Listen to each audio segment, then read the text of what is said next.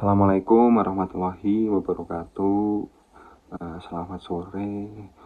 Yang saya hormati Ibu dosen pengampu mata kuliah Harmonisasi Sains dan Agama serta rekan-rekan mahasiswa sekalian. Nah, sebelumnya perkenalkan, nama saya Ahmad Syarifuddin, NIM 10324154. Pada kesempatan kali ini saya akan menyampaikan presentasi hasil kajian saya tentang pemikiran Profesor Dr. Kunto Wijoyo dengan judul Integrasi Sains dan Agama melalui telaah pemikiran Kunto Wijoyo. Nah, topik ini menjadi penting untuk dikaji mengingat dalam perkembangan ilmu pengetahuan modern seringkali terjadi pemisahan antara sains yang berkembang secara rasional dan objektif dengan agama yang dipahami secara normatif dan spiritual, teman-teman. Nah, kondisi tersebut menimbulkan berbagai persoalan, diantaranya berkembangnya ilmu pengetahuan yang bebas nilai serta praktik keagamaan yang kurang responsif terhadap realitas sosial. Oleh karena itu, pemikiran Kunto Wijoyo ini menarik untuk dibahas karena menawarkan suatu pendekatan yang tidak mempertentangkan antara sains dan agama, melainkan menempatkan keduanya dalam hubungan yang saling melengkapi dan harmonis, teman-teman. Melalui pemikiran beliau, agama ini diposisikan sebagai sumber nilai dan orientasi moral, sementara sains berperan sebagai metode analisis dalam memahami dan menyelesaikan persoalan masyarakat, termasuk dalam konteks hukum tata negara dan Islam. Nah, selanjutnya kita langsung masuk kepada profil beliau, profil singkat beliau.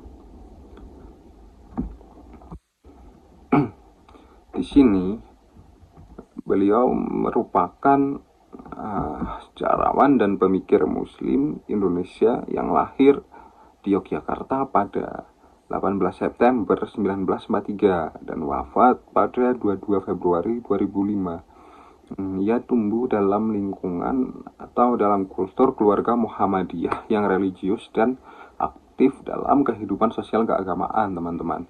Sejak kecil juga beliau hidup dengan kondisi disabilitas, disabilitas akibat penyakit polionya.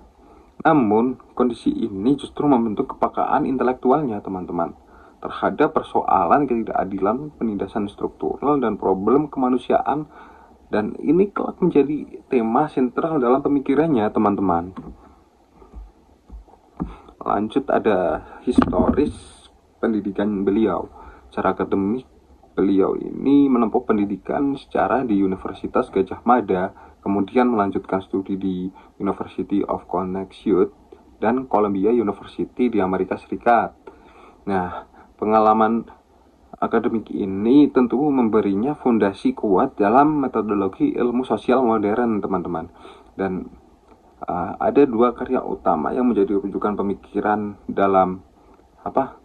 menjadi rujukan pemikiran adalah Islam sebagai ilmu dan paradigma Islam interpretasi untuk aksi, teman-teman.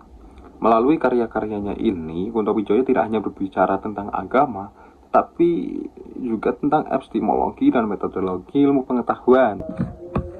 Nah, kita langsung masuk ke inti gagasan dari pemikiran beliau. Nah, inti gagasan pemikiran beliau Kunto Wijoyo atau Profesor Dr. Kunto Wijoyo tentang harmonisasi sains dan agama ini berangkat dari kritik terhadap dikotomi ilmu, teman-teman. Ia melihat bahwa sains modern berkembang secara objektif dan rasional, tetapi cenderung sekuler dan kehilangan orientasi etisnya. Sebaliknya, ilmu agama juga seringkali bersifat normatif dan ahistoris sehingga kurang mampu menjawab problem sosial secara konkret. Nah, harmonisasi ini diperlukan bukan untuk mencampur adukan keduanya, dan melainkan untuk menata ulang relasi antara nilai dan metode. Begitu, teman-teman. Nah, makanya saya di sini mengambil 3 poin, yaitu yang pertama tujuan, yang isinya itu objektivasi ilmu agama, lalu metodologinya itu 3 langkah transformasi, dan hasil yang bisa disebut sebagai ilmu sosial profetik. Nah, kita jelaskan satu-satu, teman-teman. Pada tujuan ini, yaitu beliau Kunto Wijoyo memiliki pemikiran objektivasi ilmu agama. Nah, objektivasi ini apa artinya? Nah, objektivasi ini berarti menerjemahkan nilai-nilai internal Islam yang bersifat normatif dan subjektif ke dalam kategori ilmiah yang bersifat objektif, rasional, dan dapat diverifikasi. Jadi, nilai-nilai internal Islam ini diterjemahkan agar nilai-nilai itu bersifat objektif, rasional, dan empiris atau dapat diverifikasi, teman-teman. Nah, dengan cara ini Islam tidak lagi diposisikan hanya sebagai ideologi atau doktrin moral, melainkan sebagai paradigma ilmu pengetahuan yang mampu membaca realitas sosial. Karena ya tadi sudah dapat diempiriskan, teman-teman. Yang slide 2 ini, bukan slide kedua, poin kedua, metodologi ini ada 3 langkah transformasi. Nah, untuk menjabatani wahyu dan realitas sosial, Kunto Wijoyo ini merumuskan 3 langkah metodologis, teman-teman. Yang pertama itu ada idealisasi, yaitu penggalian prinsip-prinsip universal dari teks wahyu. Yang kedua ada kategorisasi, yaitu perumusan prinsip-prinsip universal tadi itu ke dalam teori atau konsep ilmu sosial. Yang ketiga empirisasi. Nah, ini adalah poin pentingnya, yaitu pengujian konsep tersebut dalam realitas sosial secara ilmiah. Nah, metodologi ini menunjukkan bahwa agama dapat diolah secara akademik tanpa kehilangan substansi dari nilainya atau substansi nilai agama tersebut, teman-teman. Nah, ini adalah poin terakhir, yaitu hasil atau bisa disebut sebagai ilmu profetik. Ya. Nah, hasil ini dari kedua metodologi tadi. Nah, hasil dari objektivasi ilmu agama adalah lahirnya ilmu sosial profetik, teman-teman. Ilmu ini tidak berhenti pada fungsi deskriptif, tetapi memiliki orientasi transformasional. Nah, ilmu sosial profetik ini menjadikan etika kenabian sebagai kompas normatif dan pengembangan ilmu pengetahuan, teman-teman. Nah, di ilmu sosial profetik ini memiliki tiga pilar, teman-teman.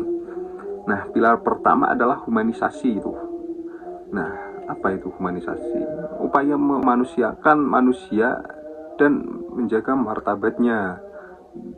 Pilar kedua itu adalah liberasi, yakni pembebasan dari struktural ketidakadilan, penindasan, dan eksploitasi. Dan pilar ketiga ini adalah trandensi. Trandensi itu apa ya? Memastikan bahwa ilmu pengetahuan tetap berakar pada nilai ketuhanan dan ada tanggung jawab etiknya. Nah, ketiga pilar ini menjadi titik temu yang konkret antara sains dan agama. Jadi clear, itu adalah sebuah pemikiran dari Profesor Dr. Kunto Wijoyo terhadap harmonisasi sains dan agama. Lalu bagaimana inti gagasan pemikiran itu bisa nyambung dengan atau bisa diimplementasikan terhadap hukum tata negara? Nah, di sini ada slide tabel. Nah, mengimplementasikan gagasan Kunto Wijoyo dalam hukum tata negara ini bukanlah dengan mendirikan negara Islam atau formalisasi syariat secara simbolik, tetapi sesuai prinsip objektivasi tadi, yaitu implementasinya adalah menyerap substansi nilai Islam ke dalam sistem hukum positif yang objektif, teman-teman. Nah, kita jelaskan tabel ini, teman-teman. Tabel idealisasi dan kategorisasi. Yang pertama adalah konsep teologis atau syura musyawarah. Nah, di sini diobjektivasi menjadi prinsip demokrasi konstitusional. Lalu konsep adil atau keadilan ini ditransformasi menjadi doktrin rule of the law dan supremasi hukum. Lalu yang ketiga adalah konsep maslahah, diterjemahkan menjadi welfare states atau tujuan negara kesejahteraan. Nah, itu dari konsep satu itu sudah nyambung menurut saya, teman-teman. Lalu hukum tata negara yang profatik harus memiliki jiwa. Disinilah peran 3 pilar ISP, teman-teman. Yang pertama itu adalah humanisasi hukum. Nah, konstitusi sekarang itu menjamin HAM secara total. Hukum tidak boleh menjadi alat represi negara terhadap warga. Lalu ada liberasi hukum. Nah, ini sangat relevan. Hukum tata negara harus berfungsi sebagai instrumen pembebasan. Contoh konkretnya adalah pembentukan lembaga negara independen seperti KPK untuk memberantas korupsi sistemik yang menyengsarakan rakyat. Yang terakhir ini adalah transdensi dalam hukum, teman-teman. Ini adalah landasan moral bahwa pejabat publik dan hakim konstitusi harus sadar bahwa kekuasaan adalah amanah ilahi. Etika profetik ini harus menjadi pedoman dalam judicial interpretation dalam atau penafsiran hukum, teman-teman. Nah, sebagai konklusi, pemikiran Kunto Wijoyo ini mengajarkan kita bahwa integrasi sains dan agama bukanlah sekedar mencocok-cocokkan ayat dengan penemuan ilmiah atau ayatisasi.